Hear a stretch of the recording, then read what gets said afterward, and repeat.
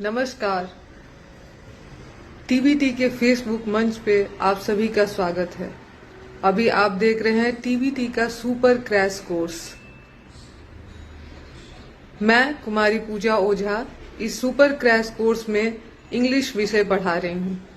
अगर आप आज पहली बार इस सुपर क्रैश कोर्स को देख रहे हैं तो मैं आप लोगों को बताना चाहूंगी कि TBT the Bihar teacher history makers मेरा मोबाइल मेरी शिक्षा के मंच ने बिहार बोर्ड के 10वीं कक्षा के बच्चों के लिए जो कि 2026 में बोर्ड एग्जाम देंगे उनके लिए फ्री बोर्ड एग्जाम की तैयारी करवाने के लिए एक अनुभवी शिक्षकों का समूह तैयार किया है, जिसमें विभिन्न विषयों के शिक्षक बहुत ही कम समय में अच्छी तैयारी करवाएंगे।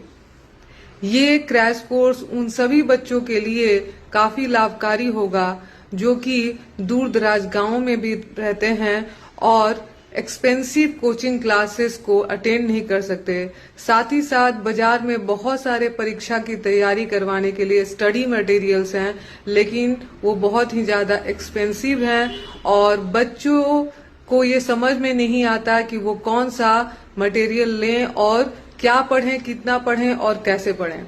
तो ये सारे शिक्षक जो हैं वो बहुत ही अनुभवी हैं और वो कम टाइम में गुणवत्तापूर्ण शिक्षा आप लोगों को देंगे।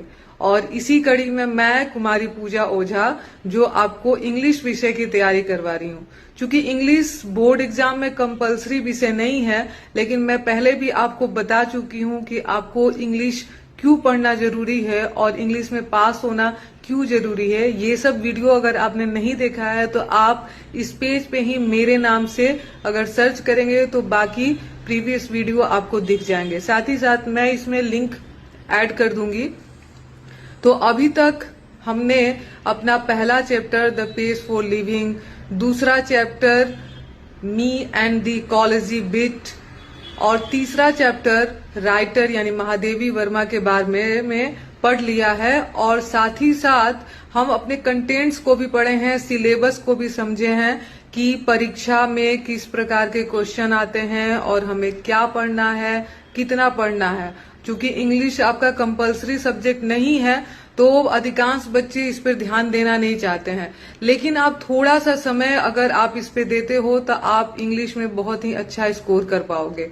तो चलिए आज का सेशन हम शुरू करते हैं और आज के सेशन में हम पढ़ेंगे अपना थर्ड चैप्टर गिल्लू। और मैं पहले ही आप लोगों को बता चुकी हूँ कि मैं पूरी कहानी को जो भी प्रोज सेक्शन है आपका गद्य है वो मैं आपको हिंदी में समझा दूंगी, क्योंकि अधिकांश बच्चे जो हैं वो इंग्लिश में समझ नहीं पाते हैं। लेकिन अंत में जो नोट्स रहेगा या ऑब्जेक्टिव क्वेश्चन रहेगा वो हम इंग्लिश में पढ़ेंगे, क्योंकि आखिर पेपर तो इंग्लिश में ही आएगा, हिंदी में आएगा नहीं। और एग्जामिनेशन हॉल में आपको वहां पर कोई हिंदी में एक्सप्लेन करने वाला नहीं होगा।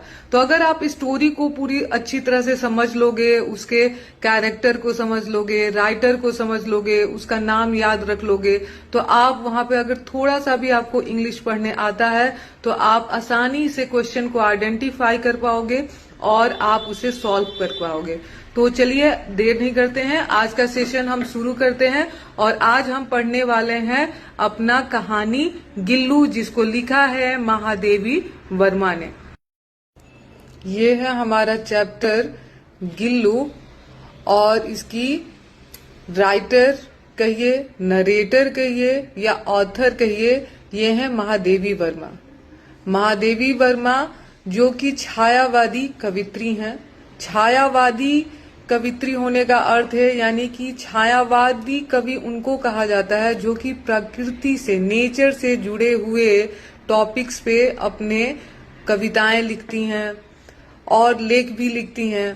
तो महादेवी वर्मा जो है उनको जानवरों से बहुत ज्यादा प्यार था और महादेवी वर्मा जो है इलाहाबाद यूनिवर्सिटी में एज अ प्रोफेसर भी काम कर चुकी हैं और उनके द्वारा एक किताब लिखी गई है जिसका नाम है मेरा परिवार।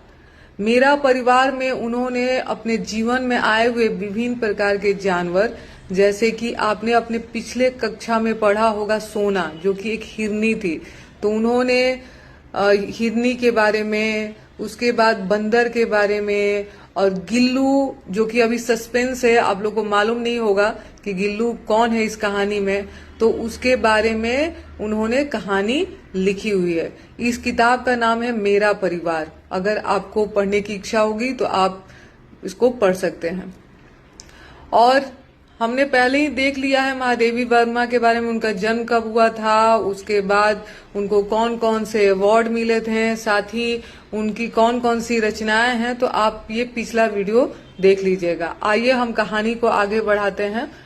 महादेवी वर्मा ही नरेटर है, या नरेटर वो होता है यानी कि जो कहानी को कहता है। तो कहानी कहने वाली महादेवी वर्मा ही है। महादेवी वर्मा कहती हैं कि एक दिन सुबह जब वो बरामदे में जाके देखती हैं कि दो कौवे जो हैं वो हाइड एंड सीक, लुक्का छिपी खेल रहे हैं किसी चीज से, और जब वो पास जाती हैं तो देखती हैं कि दो फ्लावर पॉट के बीच में एक जंक्शन यानी खाली स्थान जो बचा हुआ है, वहां पे एक छोटा सा क्रिएचर जो है वो पड़ा हुआ है, और ये दोनों कौवे जो हैं वो अपने बिक्स यानी चोंच से उसको पोक कर रहे हैं, उसको ठोकर मार रहे हैं, और ठोकर मार मार के उसको अधमरा घायल कर दिए हैं। महादेवी वर्मा जाती हैं और उस छोटे से नन्हे से क्रिएचर को अपने हाथों में उठा लेती हैं। ये कौवे जो हैं इस छोटे से नन्हे से क्रिएचर को अपना शिकार बनाना चाह रहे थे, और यहाँ पे प्रे दिया हुआ है, PREY। ये प्रे मतलब प्रार्थना नहीं होता, प्रे मीन्स यहाँ पे है शिकार। तो वो कौवों की जो जोड़ी थी वो उस छोटे से नन्हे से क्रिएचर को जो है अपना शिकार बनाने जा रही थी, लेकिन महादेवी वर्मा जाती हैं, उसको अपने हाथों में उठा लेती है। जब वो अपने हाथों में उठाती हैं तो देखती हैं कि ये क्या है, तो ये है एक टाइनी बेबी स्क्विरल, यानी कि टाइनी छोटा सा गिलहरी का बच्चा। और महादेवी वर्मा जब उसको लेकर अंदर कमरे में आती हैं तो और भी लोग एकत्रित हो जाते हैं, और सब लोग जो गिलहरी का हालत देखते हैं तो सब लोग यही कहते हैं कि अब ये जीवित नहीं बचेगा, लेकिन महादेवी वर्मा को विश्वास है कि वो ठीक हो जाएगा। महादेवी वर्मा उसको उसके जो दो घाव उसके सिर पे लगे हुए हैं उसको वो कॉटन यानी कि रुई के टुकड़ों से, रुई के फाहों से उसको साफ करती हैं, क्लीन करती हैं उसके वुंड को। उसके बाद उसको उसके ऊपर वो एक पेंसिलिन ऑर्नामेंट लगवाती हैं। ये सब ऑब्जेक्टिव में आता है कि कौन सा ऑर्नामेंट लगवाती हैं, तो पेंसिलिन मलहम जो है वो उसके घाव पर लगाती हैं। उसके बाद उस कॉटन बॉल से ही महादेवी वर्मा कोशिश करती हैं उसको दूध पिलाने की, लेकिन चूंकि वो बेहोश है और वो दूध नहीं पी पाता, जब उसके मुंह में वो दूध डालती हैं तो स्लाइड करके, यहाँ से स्लाइड करके वो दूध के ड्रॉप्स जो हैं वो नीचे गिर जाते हैं। महादेवी वर्मा 2 दिनों तक उसका पूरा अच्छे से ख्याल रखती हैं, और उसके बाद वो उसके मुंह में एक ड्रॉप पानी डालती हैं और वो पीता है। लेकिन 2 दिन के अच्छी देखभाल के बाद तीसरे दिन वो नन्हा सा गिलहरी का बच्चा महादेवी वर्मा के हाथों को अपने पंजों से पकड़ता है और अपने आसपास की सारी चीजों को गैस यानी कि एकदम ध्यान से देखता है कि वो कहाँ है। उसकी आंखें कैसी हैं, तो उसकी आंखें ब्लू ग्लास बीड्स यानी मोती के समान है, एकदम चमकती हुई। और उसका जो 3 से 4 महीने के बाद देखभाल के बाद उसका शरीर कैसा सुंदर सा बन जाता है, तो उसका पूरा गिलहरी का शरीर जो है वो स्मूथ फर वाला बन जाता है, और उसका पूंछ जो है वो बूसी है यानी कि झाड़ी नुमा पूंछ है, और उसकी आंखें जो हैं वो नोटी हैं। और आप लोगों ने गिलहरी देखा होगा तो आप आसानी से इसको समझ सकते हो कि गिलहरी कैसे चंचल होती है और तुरंत कभी पेड़ पे कभी नीचे चली आती है। उसके बाद क्या होता है कि गिलहरी का ये बच्चा रहता है, अब उसका नाम रख दिया जाता है गिल्लू। तो महादेवी वर्मा अब उसे गिल्लू बुलाने लगती हैं।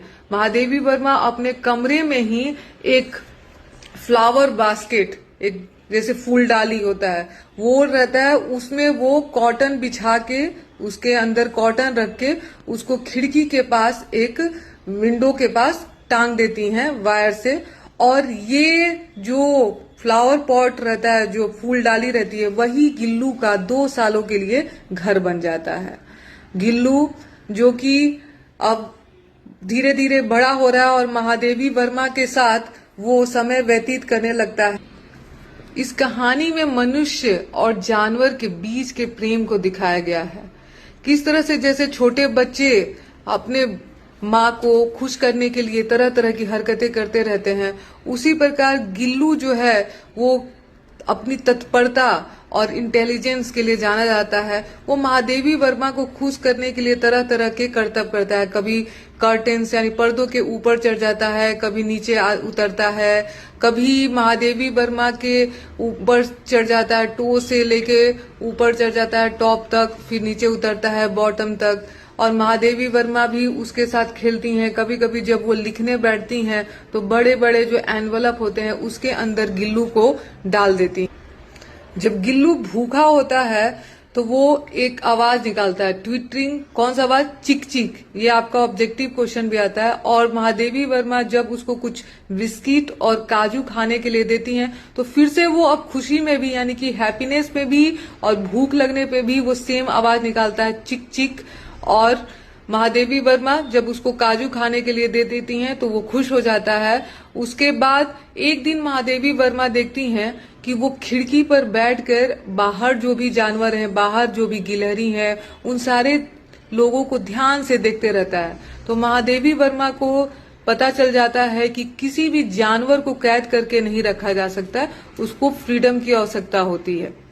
महादेवी वर्मा उस खिड़की में एक छोटा सा होल करवा देती हैं जिससे कि गिल्लू जो है आसानी से बाहर जा सके और वो खेल के फिर वापस अपने घोंसले यानी कि उसका जो स्विंग रहता है, झूला रहता है, उसमें आके वो बैठ जाता है। महादेवी वर्मा बताती हैं कि उनका जो रूम है वो कुछ इम्पोर्टेंट कागज उसमें रहते हैं, इसलिए उनका रूम जो है हमेशा उनके एब्सेंस में लॉक रहता है। और जब महादेवी वर्मा वहां घर पर आती हैं और उनका रूम खुलता है और जैसे ही गिल्लू को ये आवाज सुनाई देता है, गिल्लू दौड़ते भागते हुए आता है और महादेवी वर्मा को खुश करने के लिए क्या करता है तो उनके हेड टू टो ऊपर नीचे उनके सर से लेके पांव तक चढ़ने लगता है और महादेवी वर्मा का ध्यान अपने ओर आकर्षित करने के लिए विभिन्न प्रकार के करतब करता है। महादेवी वर्मा बताती हैं कि उनके जीवन में बहुत सारे जानवर थे। जैसा कि मैं आपको बताई हूं कि मेरा परिवार नामक उन्होंने किताब लिखा है जिसमें बहुत सारे जानवरों के बारे में महादेवी वर्मा बताई हैं। तो महादेवी वर्मा कहती है कि इन सारे जानवरों में गिल्लू जो था वो एक्सेप्शन था, यानी अपवाद था, क्योंकि सारे जानवर उनसे प्यार तो करते थे लेकिन इतने डेयरिंग नहीं थे कि वो महादेवी वर्मा की प्लेट में ही बैठ के खाने लगे। गिल्लू ही एक ऐसा एक्सेप्शन था जो कि महादेवी वर्मा के प्लेट में ही बैठ के खाने लगता था। तो महादेवी वर्मा जो है वो बड़ी मुश्किल से उसको अपने सिखाती हैं कि कैसे उसके पास बैठ के वो अपने प्लेट में खाना। गिल्लू का फेवरेट फूड जो है वो काजू है। अगर उसको काजू नहीं मिलता है तो वो अन्य खाने को खाने से इनकार कर देता है। एक बार क्या होता है कि महादेवी वर्मा जो है मोटर कार एक्सीडेंट उनका हो जाता है और वो कुछ दिनों के लिए हॉस्पिटल में एडमिट हो जाती हैं।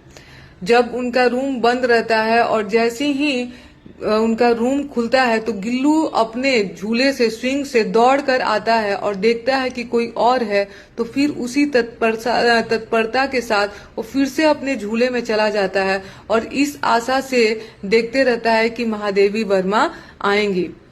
जब महादेवी वर्मा हॉस्पिटल में होती हैं तो सभी लोग उसको खाने के लिए देते हैं, उसका फेवरेट फूड काजू देते हैं। लेकिन जब महादेवी वर्मा हॉस्पिटल से वापस आती हैं और उसका स्विंग जो है, झूला जो है वो साफ करती हैं तो देखती हैं उसमें ढेर सारा काजू रखा हुआ है, क्योंकि जब महादेवी वर्मा बीमार थी तो उस समय गिल्लू जो है कुछ भी नहीं खाता था और उसका अपना फेवरेट फूड था उसको भी उसने छोड़ रखा था। ये चीज दिखाता है जानवरों का उसके इंसान के प्रति प्रेम को। जब महादेवी वर्मा हॉस्पिटल से वापस आती हैं, अपने कमरे में रहती हैं, तो गिल्लू जो है अपने पंजों से उनके सर को सहलाता है और पूरे टाइम उनके पास बैठा रहता है। महादेवी वर्मा भी ऐसा कहती हैं कि जब वो उनके से दूर चला जाता है तो उनको लगता है कि कोई नर्स